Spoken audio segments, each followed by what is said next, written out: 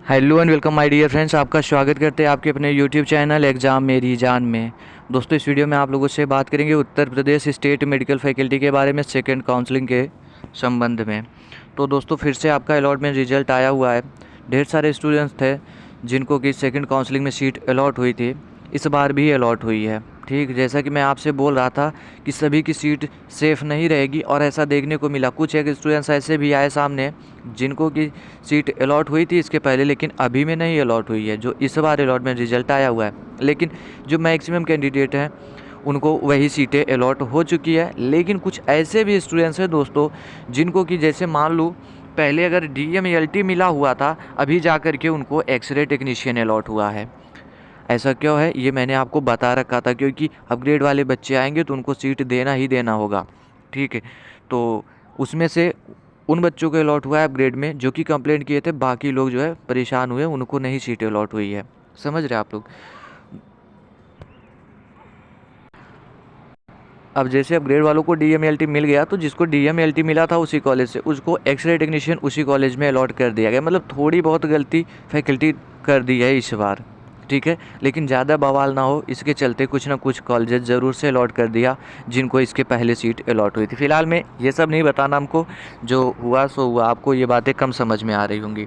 बात करता हूँ, यह गलती नहीं कर देना है आपको, नहीं तो पछताते रह जाओगे। क्या कुछ है जो नहीं करना है। साथ में कुछ स्टूडेंट्स हैं जो अपग्रेड वाले, उनको नई सीट अलॉट हो गई है। अब वो चाह रहे कि सर मेरा क्या प्रोसीजर होगा, मैं कैसे एडमिशन ले पाऊँगा, मेरा डॉक्यूमेंट्स तो मेरे कॉलेज में सबमिट है, फ़ीस भी पूरा दे दिया है, क्या प्रोसीजर होगा। इसी टॉपिक पर बात करूँगा, बने रहिएगा आखिरी तक, हर एक बात को आप क्लियरली समझ जाएंगे। तो चलिए स्टार्ट कर लेता हूँ।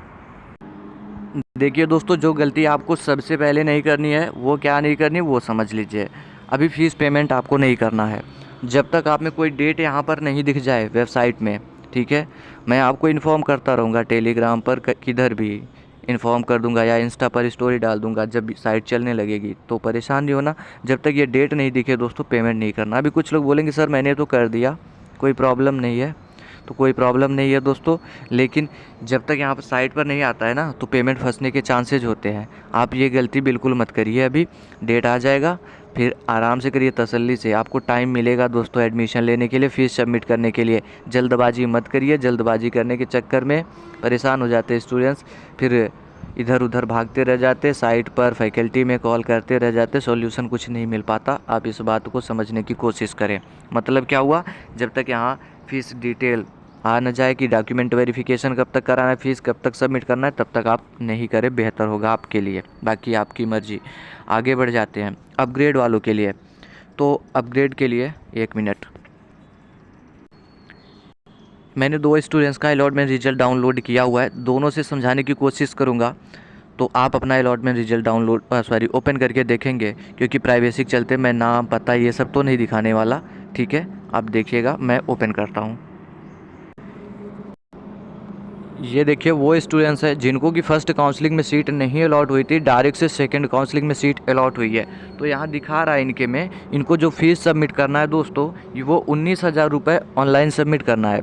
ठीक है, अगर KGMU आपको अलॉट हुआ होगा तो 19,000 का DD भी बनेगा। अब बोलोगे आप सर DD क्या होता है, डिमांड ड्राफ्ट जिसको बोलते हैं, ये क्या होता है। आप जाओगे बैंक में, ठीक है, वो नोटिस मैंने टेलीग्राम पे दे रखा है किसके नाम पर बनवाना है, वहाँ 19,000 का DD बनवाना होगा। KGMU मतलब जो भी वहाँ पर दिया हुआ है किसके नाम से बनवाना है, उनके नाम से आप जाओगे अपने बैंक में, बोलोगे 19,000 का DD चाहिए बनवाना है, तो बन जाएगा, टाइम नहीं लगता इसमें। ठीक है, तो इसके लिए आपको नहीं परेशान होना।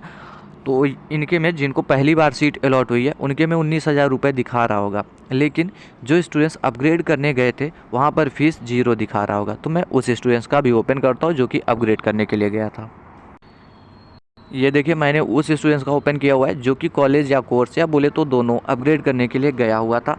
उसके में दिखा रहा है 0 रुपये फ़ीस। मतलब क्या है, अलॉटमेंट रिजल्ट ये स्टूडेंट्स आसानी के साथ ईजिली अपना डाउनलोड कर सकता है, कोई फ़ीस इनको सबमिट करने की ज़रूरत नहीं है।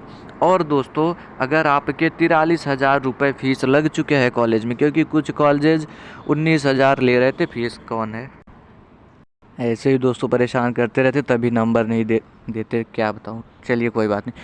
जो 43,000 रुपये फ़ीस सबमिट कर चुके हैं तो उनको तो कोई फ़ीस नहीं देना, क्योंकि कुछ कॉलेजेज 19,000 फ़ीस ले रहे थे, कुछ कॉलेजेज 43,000, मतलब कुछ में 24 लगा आपका सिक्योरिटी फ़ीस ऐड करके, कुछ में 43 लग रहा था। अगर 43 आपने सबमिट कर दिया है तो अभी में कोई फ़ीस आपको नहीं देनी है, एक भी रुपये फ़ीस नहीं देनी है। बातों को समझते चलिए। तो सर आखिर में होगा क्या, फ़ीस भी नहीं देना, डॉक्यूमेंट तो मेरा दूसरे कॉलेज में है। जैसे मान लो कोई एक स्टूडेंट्स है, उसको पहले एसएन मेडिकल कॉलेज आगरा मिला हुआ था, अभी में उसको KGMU अलॉट हो गया है, ठीक है, उसको KGMU अलॉट हो गया। तो ऐसे में क्या करेगा, जो 43,000 रुपये फ़ीस दिया है, तो 19,000 तो आपने कॉलेज के नाम से दिया है ना, कॉलेज के बैंक अकाउंट में। रिसिप्ट मैंने बोला था ज़रूर से ले लेना। सॉरी दोस्तों, हेल्थ ठीक नहीं है। तो 19,000 आपने कॉलेज के अकाउंट में दिया होगा, रिसिप्ट लिया होगा। अब आप जाएंगे अपने कॉलेज, जो कॉलेज आपको पहले अलॉट हुआ था, जहाँ पर डॉक्यूमेंट वेरिफिकेशन कराया था आपने, बोलेंगे मेरा फ़ीस रिफ़ंड कर दीजिए 19,000 रुपये आप, और साथ में मेरे डॉक्यूमेंट्स दे दीजिए। ठीक, आप अच्छे से बात कर पाएँ तो जाए, अदरवाइज़ किसी गार्जियन के साथ में जाए, पेरेंट्स के साथ में जाए, क्योंकि दोस्तों फ़ीस तो आपको मिलना ही है। यही फ़ीस लेकर के आपको सबमिट करना है दूसरे कॉलेज में। अब आप कैसे फ़ीस लेते हैं ये आप पर डिपेंड करता है। अगर फ़ीस नहीं रिफ़ंड होती है, क्योंकि वो फ़ीस के लिए क्या होता है ना कि आपको इधर उधर दौड़ाना चाहेंगे, परेशान करना चाहेंगे, तो क्या होता है, आप फैकल्टी में कॉल कर देना। नंबर प्रॉस्पेक्टस में मेंशन है, आखिरी में 765 है, मुझे पूरा नहीं याद, लेकिन इतनी बार कॉल किया हो, आखिरी का 3 डिजिट याद है, 765 है। आप वहाँ पर कॉल कर देना फ़ीस के रिगार्डिंग, ठीक है, अपनी फ़ीस ले लेना। और ऐसा भी होता है दोस्तों, फ़ीस के लिए आपको थोड़ा वेट करना पड़ जाए, 5-7 दिन में वो दें, लेकिन डॉक्यूमेंट्स तो तुरंत से अपने ले लेना। डॉक्यूमेंट ले करके जा करके दूसरे कॉलेज में सबमिट कर देना। अगर KGMU अलॉट हुआ होगा तो 19,000 का DD लगेगा, जैसा कि मैंने आपको पहले ही बताया। DD कैसे बनेगा, एक इस पर मैं अलग से वीडियो दे चुका हूँ, लिंक दे दूँगा डिस्क्रिप्शन में, देख लीजिएगा उसको, ठीक है। 19,000 का DD बनवा लीजिएगा। अगर कोई दूसरा कॉलेज होगा तो वो भी अपने बैंक डिटेल्स में लेगा, वहाँ DD नहीं लगेगी। DD सिर्फ़ और सिर्फ KGMU वालों के लिए है, बाकी किसी के लिए नहीं है। बाकी सभी लोग ऑनलाइन सबमिट करेंगे, बैंक डिटेल्स कॉलेज वाले दे देंगे। मतलब क्या हुआ, आप अपने जो भी कॉलेज में डॉक्यूमेंट वेरिफिकेशन करा चुके हो, अगर अपग्रेड में दूसरा कॉलेज मिला है तो जा कर के फ़ीस लेना है, आपको डॉक्यूमेंट्स लेना है, अपने तरीके में लेना है, ठीक। अगर फ़ीस नहीं रिफ़ंड करते तत्काल में तो आपको तुरंत से क्या करना है, फैकल्टी में कॉल करना है, वहाँ पर बताना है ये कॉलेज है, मेरा फ़ीस नहीं रिफ़ंड कर रहा है, मुझको दूसरे कॉलेज में एडमिशन लेना है। लेकिन दोस्तों ये सब कुछ तब करना जब अपना डॉक्यूमेंट आप ले लेना, सॉरी मैंने डॉक्यूमेंट वेरिफिकेशन लिख दिया, जब आप डॉक्यूमेंट ले लेना और फ़ीस लगा करके दूसरे सीट पर एडमिशन ले सकते हो। लेकिन लेटेस्ट जो जिस कॉलेज में था, 5-6 दिन मैक्सिमम हो सकता है कि आपको फ़ीस दे ही देगा, लेकिन कोशिश करिएगा तुरंत में मिल जाए।